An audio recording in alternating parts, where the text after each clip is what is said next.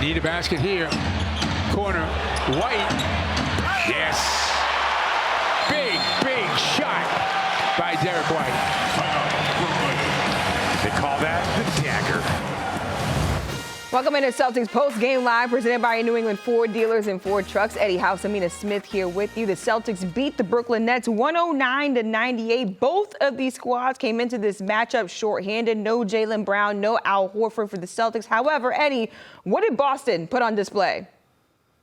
I think it was about the bench, and he was talking about it a little bit in the second half. I think T.J. Warren had outplayed our guys in the first half, and so did Steph Curry. But I think in the second half, especially at the start of that fourth quarter with that lineup of Brogdon, Pritchard, Cornette, White, and Grant Williams, I think they changed the intensity. They changed the way that everything was going for the Celtics, and they kind of pushed it out a little bit. And once that got going, then everybody else followed suit and, played well. But I think it was that group. I want to tip my cap to those guys, because some of those guys don't get big minutes. Peyton Pritchard doesn't get huge minutes. He was big out there with 9 points and had 2 big offensive rebounds in the possession right there. That was big in particular time at that particular time. And Cornette coming out there and playing well too. So you have to tip your cap off to guys that are staying ready, and so they don't have to get ready, and being true professionals.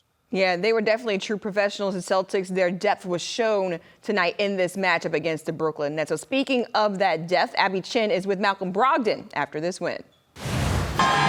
Malcolm, what was said amongst yourself and that reserve group heading into the fourth quarter? You guys opened on an 8-2 run and took control of this game. We just wanted to play faster offensively, get stops, which we were able to do, and then really push the pace and get out and get easy buckets. How important is pace to this offense, and how do you facilitate that? It's extremely important. I think when we come out and we play slow, we struggle on both ends of the ball. So playing faster, it really dictates the entire game for us. Back-to-back big games for Luke Cornette, and then Peyton Pritchard tonight as well. How much joy do you take seeing those guys make the most of their opportunities? A lot. Those guys work extremely hard, extremely diligent, extremely patient for their opportunity. So to see it pay off, and especially Peyton, man, he works extremely hard. To see him get an opportunity and take advantage of it, man, I think we're all really happy for him. How tough was this one? Second night of a back-to-back, that defense was physical, up to touch all night long. Really tough. That's a really good team over there, man. They're competing for a championship as well. They were down a few guys like us, but they competed hard and made it tough on us. Does a win like this send a message, the number 2 team in the East, with how well they've been playing lately? Yeah, I think it does. It was really 2 great teams tonight. That's what Joe kept repeating in the locker room. But at the end of the day, it's just 1 win. We got to finish off the road trip in Charlotte with 2 wins, so that's the goal. Congratulations, Malcolm. Thank you. Thank you. Celtics went on a 12-2 run in the fourth quarter. That was started by Malcolm Brogdon. Eddie, how did Brogdon just jumpstart the Celtics really running away with this matchup? Well, I think if you we're looking at this clip right now, it was all about attacking the paint and getting inside, which was one of my keys. Live inside the paint. They don't have too many shot blockers. Claxton is a shot blocker. When he's not out on the court, they don't have one. So you must attack the paint and put pressure on the rim, and they did that. And it wasn't necessarily always with the drive. Sometimes they pulled up, and then sometimes they kicked it back out, but they did not settle for just taking jump shots. They made sure they attacked all night, and especially in that fourth quarter, especially that group in the fourth quarter. I think they kind of some of them take it personal. I think Peyton Pritchard takes it personal. He feels like he should be out there a lot, and he should. And he should feel like that. And that's where you separate yourself with your second unit. You got guys that feel like they should be out there. They work hard, and then you reap the benefits of your hard work, and it showed tonight. But it was just attacking and getting downhill. You made a really good point about Peyton Pritchard, because I saw him in that third and fourth quarter when he got his opportunity. He was out there playing fast, driving in the paint. He was shooting over defenders. What did Peyton Pritchard prove in this game? That there's a guy you could depend on, right? That's a guy that you can depend on when it comes down to anything. God forbid anything was to happen to anybody, right? Nobody wants any of that, but there's somebody that you could depend on.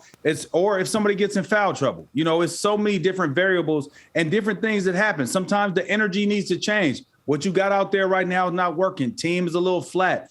You inject him into the lineup. He's going to bring energy. He works hard. You heard Malcolm Brogdon say it. He works his tail off all the time. And I mean, when I went and did the one-on-one with Sam Hauser, he was over there working by himself, working on his game. Now, a lot of guys that don't get minutes, can just come to practice, show up, and then get up out of there.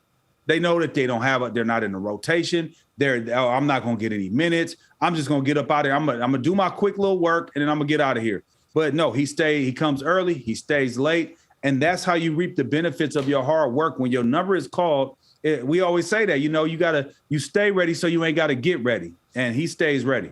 Derek White, usually a part of that second unit. He had 15 points and 7 rebounds in this game. He was in the starting lineup, but Derek White was making plenty of key plays throughout this game. What was the best thing that Derek White was able to do tonight?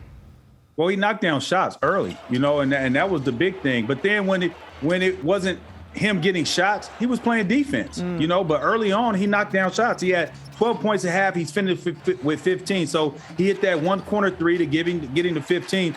But his defense, his energy, his effort, his playmaking ability, him being there for his teammates, making the right play, being a smart basketball player, understanding that it's different ways to help a team win. So when I'm looking at what Derek White did tonight, he could have been a guy that was like, man, I'm rocking and rolling. I got it going. I need to get more shots. I need to force more shots because I need to get to 20, or I need to try to get to 25 because Jaylen Brown, he didn't do any of that. He just played basketball like a well-coached player does. I'm going to take whatever the defense gives me. If it's a shot, if not, I'm going to get back on the defensive end and I'm going to get a block shot. I'm going to get a strip. I'm going to try to take a charge. I'm going to do whatever it takes to try to get a W for this team. And let's bring in Scal right now, who's live from the Barclays Center. And Scal, I know you said in the pregame show that this Nets team, that they kind of got lucky with the schedule, but they went toe-to-toe with the Celtics, have the best record in the NBA. What was your biggest takeaway after tonight?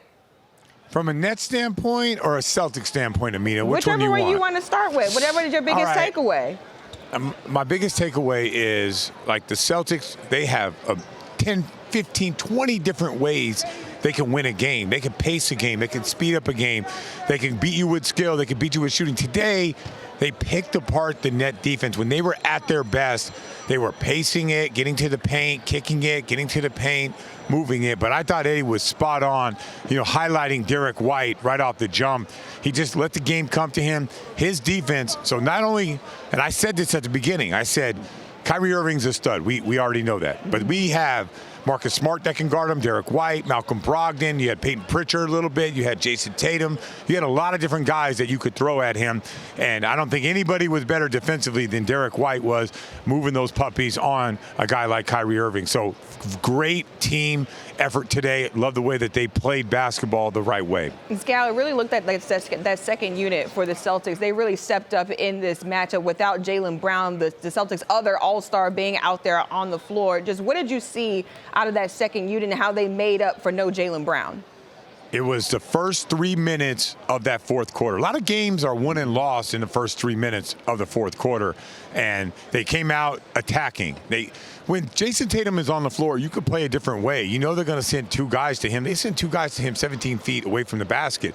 But without him, what do you do with a team that overplays you, that gets into your airspace? You just drive them. And that's what that second unit did. That momentum right there carried through for the rest of the fourth quarter. So a lot of people look at the last 4 minutes of a game.